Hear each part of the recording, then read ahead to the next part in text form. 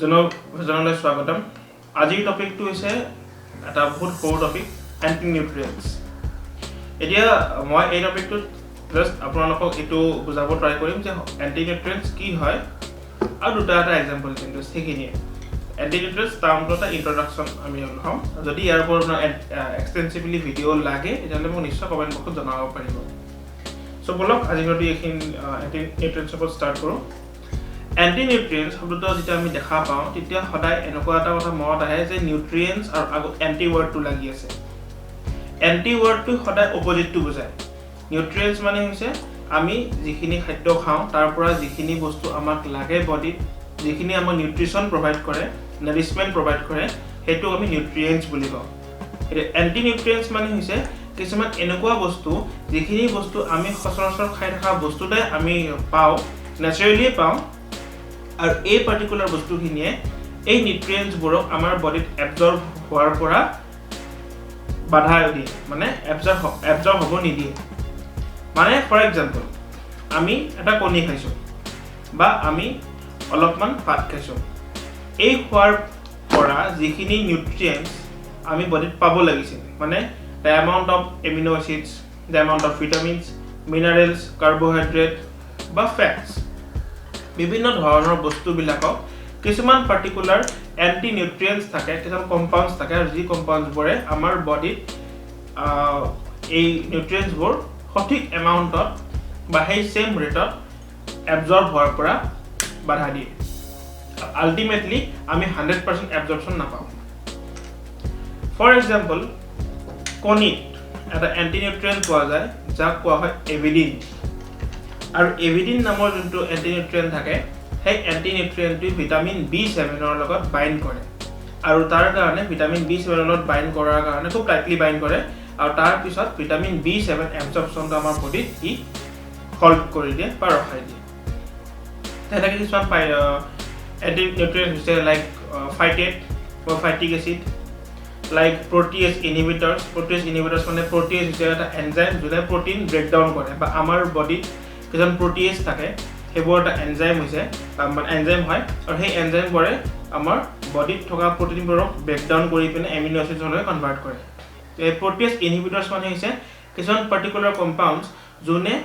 protease বোৰক inhibit কৰে inhibit ওয়াৰ্ডটোৰ অৰ্থ হৈছে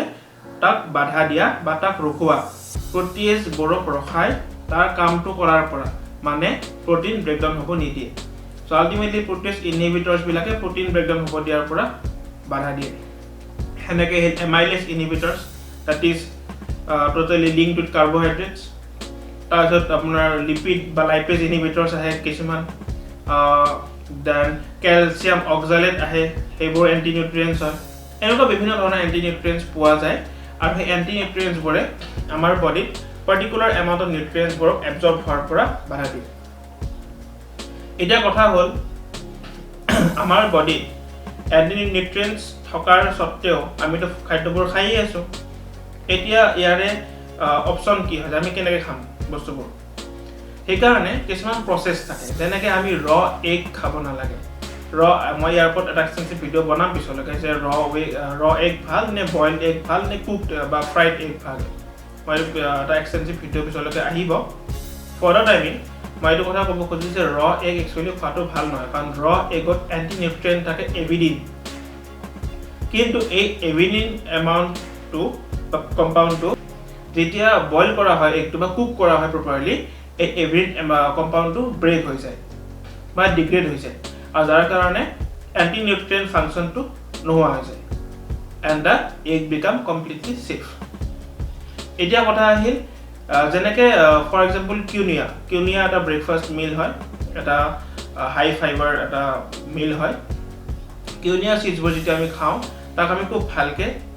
ভিজাই থব লাগে বহুত সময় আৰু তাক খুব ভালকে ধুব লাগে কাৰণ তাৰে পৰা সেপনিনছ বুলি এটা বস্তু পায় আৰু যোনটো এন্টি নিউট্ৰিয়েন্ট হিচাপে কাম কৰে এনেকে বহুত ক্ষেত্ৰত লেক্টিনছ থাকে ফাইটেটৰ মই নাম ক'লো এইমাত্ৰ এক্সাম্পল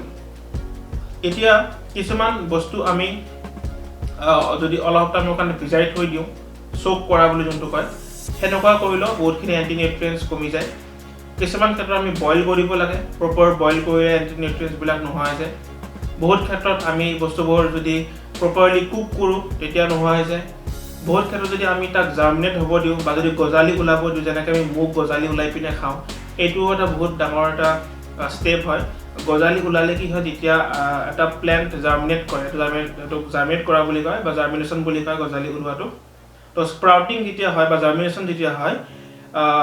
নতুন গছডাল ওলোৱাৰ লগে লগে সেই প্লেণ্টটোৰ কিছুমান ফিজিঅলজিকেল মডিফিকেশ্যন হৈ যায় আৰু যোনে কি কৰে আল্টিমেটলি এণ্টি নিউট্ৰিয়েণ্টৰ